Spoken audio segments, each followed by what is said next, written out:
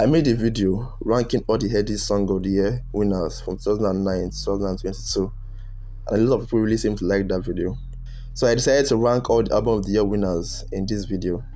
So without further ado, let's get into it. Take it back in time, waiting really at the grind. I'm on 1999, Released in 2014, Street OT is Olamide's fourth album.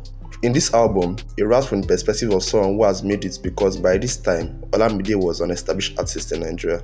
The first song, Oganla, confirms this and he expresses his various feelings on things like the jealousy from others in the song Blood Money, his place in the game in the song The Real MVP, and his father being his motivation in the song 1999. An overall decent album to listen to, not bad at all.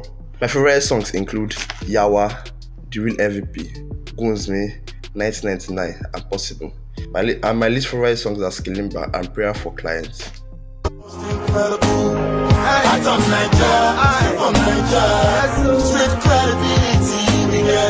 Check my files,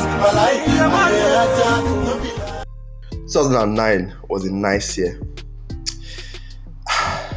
But Nice seriously had a good year in 2009, winning both Song of the Year and Album of the Year, with the song Gongaso and the album also called Gongaso.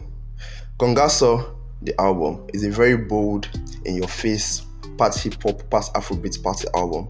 The album themes include Nice talking about clubbing, living a single life, his experience with various women and things of the sort. There are some songs that deviate from these themes, however, like Wedding Day, where he talks about a girl he's in love with and is interested in marrying, and Street Credibility, where he talks about his place in the music scene and how he's being backed by the streets where he came from. I can't talk about this album though without talking about the babe's voice kits. It's too funny, just listen to it. Hey baby, it's me. I just want to let you know how much I miss you right now. I'm craving and dying to give you a hug so bad. I hope you had a nice day. I'll talk to you soon. Bye. At times though, the album or songs start to drag on, and some songs would probably be better off trimmed or omitted completely. But the highs of this album are truly highs. Nice raps and sings with confidence and swagger, and for songs made in 2008, the quality still holds up today. My favorite songs include Street Credibility, Party Rider, Gongaso, and Photocopy, and my least favorite songs are Bachelor's Life and Artigello, although this line made me laugh. We rule the streets and them no say we bad. Yes, them no say now we bad. Oh. Yes, them rap on the beat and them no say we bad. Yes, them no say now we bad. Oh. Released in 2013 by Olamide, this album was Olamide's way of solidifying his place in Nigeria's music scene. As the name suggests, Olamide, the baddest guy, was here to stay for a long time, and the intro track, aptly titled Intro, confirms this with the first line, "The street king ain't back, cause he was never gone." The first half of this album is full of introspective tracks like Ele Damio and Anifowose, and the first part ends with a skit, aptly titled Skit. Olamide in the creative bag with these names. The second half has more braggadocious tracks like Church and Sitting on the Throne, and the album closes out on a high note with a song, you guessed it, called Higher. Overall, this album is very solid. It accomplishes what it was going for very well. Some of the instrumentals were amazing, while some of them weren't at that level, but it didn't drag the album down too much. My favorite tracks include Ele Damio, Bado Love, Church, Turn Up, and Higher, and my least favorite songs are Motivation and Dope Money, which feature the very questionable bar. One name of rap is school, I gave him scholarship, balling every day, Guayem Bolaship.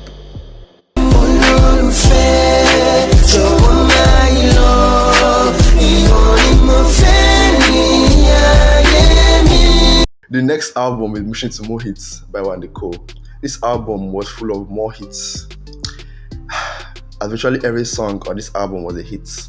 Wande, with the help of producer Don Jazzy and the Mohits crew, now Maven's crew, most especially the band, put together an album that combined dance, pop, and Afrofusion in very creative and amazing ways. The first song, I Know You Like It, is probably the weakest song on the album, but it is followed up by the club banger, You Bad, And the album never drops off after that with great tracks like Bumper to Bumper and Jehovah, before the album closes out on a strong note with 1010. Wande Cole is one of the best vocal performers in Nigeria, and this album is an exhibition of some of his best work, especially on Ololufe and Taboo.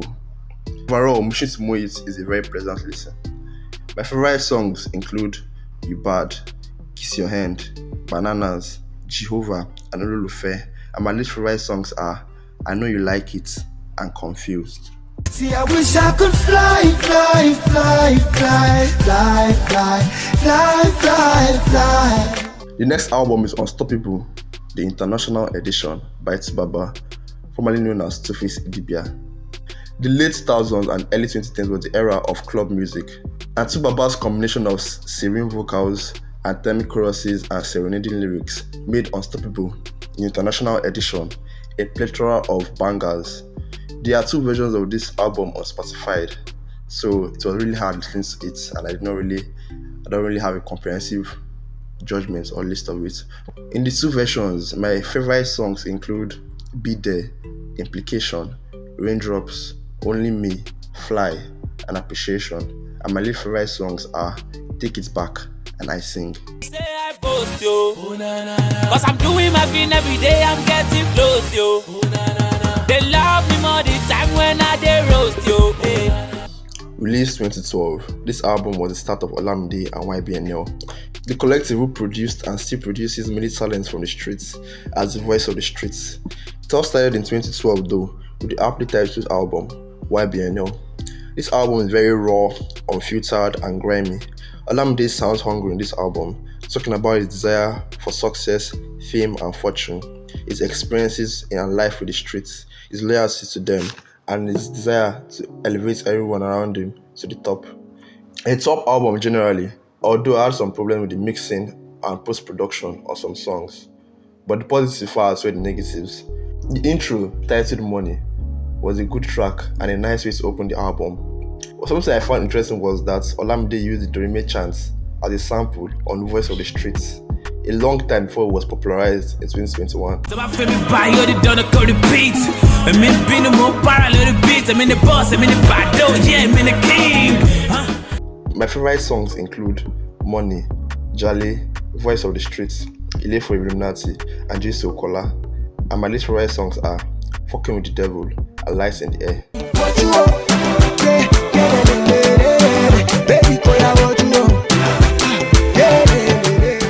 The next album is New Era by Kiss Daniel, formerly known as Kiss Daniel. Yes, I know. The album was a breakthrough of Kiss, as the name New Era suggests. Kiss Daniel came with a fresh sound that fused Yoruba highlife with Afrofusion in creative ways. His confidence on this album is unwavering, with the album starting off with a song aptly titled New King. An album like this can get repetitive very quickly with lack of versatility, but Kiss Daniel really showed his versatility with songs as different as Another Day to Woju. My favorite songs include Another Day, Jumbo, Mama, Good Time, and Woju. My least favorite songs are Sin City and Alone. Why not till morning, no, yeah. Whoa, whoa, whoa, whoa, yeah. I've been needing your love in the pop, girl, show your mercy. The next album is the current album of the year holder, Made in Lagos, the deluxe edition. Released in 2021 by Wizkid, it features an impressive cast of artists like Skepta, Burna Boy, Ha, and Justin Bieber. This album is a very exotic album, combining guitars, brass, and beautiful plucks to produce very impressive Caribbean and Afrofusion instrumentals. Wizkid, as usual, does his thing, as he has always done throughout his career. The album starts with Reckless, a very vibey track that sets the album tone. Over the track list, the album continues to impress with songs like Blessed, a reggae and highlife inspired fusion that is very pleasing to the ear. Damian Marley's performance was at a very high level on this track. There is also Sweet One, a more mellow song that explores themes of love and loss. The album finally ends on the remix of the mega hit song Essence, this time featuring Justin Bieber. This album is good and it is definitely meant for a chiller, more mellow listening experience. My favorite songs include Reckless, Ginger, Blessed, Sweet One, and Anoti. My least favorite songs are Smile and Gyrate. I go crazy when I hear the sound. The next album is 2020's winner, Apollo, by Fireboy DML. A vibrant album all round. Fireboy DML, in typical fashion, had confident performances in the songs, and there's no better indication of the quality you are in for than the first track, Champion. The first part of the album goes on with strong performances on songs like Tattoo and Airplane Mode, but there are some moments like Wande's verse on Spell and the beginning of the 24 interlude that maybe could have been better. In second part though, Fireboy goes on a rampage with his legendary performances on every single track. It's almost like he was on fire. My favorite songs include Champion, Tattoo, Afar, Go Away, and God Only Knows. My least favorite songs are Eli and 24. You they make me want to go Jogoto, fly away, go Sokoto, call your name, Hassan Pokoto, I'm going insane. Invasion, 2012 Headies winner, is an album made of the brotherly duo Rude Boy and Mr. P, known together as P Square. The first thing that strikes you about this album is the very impressive production, with elements of dance, house, electronic, and Afrofusion fusing together amazingly well, with every single instrumental on this album being a work of art. The two artists were impressive as well. Their chemistry was something to behold. The way they flow in sync, each artist building on each other's flows and rhythms well, was amazing. This album is very cohesive and synchronized. It doesn't drag on at all. I was surprised a lot by this album, honestly. The attention to detail is really amazing. You could tell they greatly cared about the music because even as diverse as this album was, with tracks as weird as the Afro Gospel Buneya Enu to the trance-inspired Jeje, they put in top performances throughout. My favorite songs include Beautiful Onye, Asan Pokoto, Forever, Anything, and Buneya Enu. My least favorite songs are Player and She's Hot.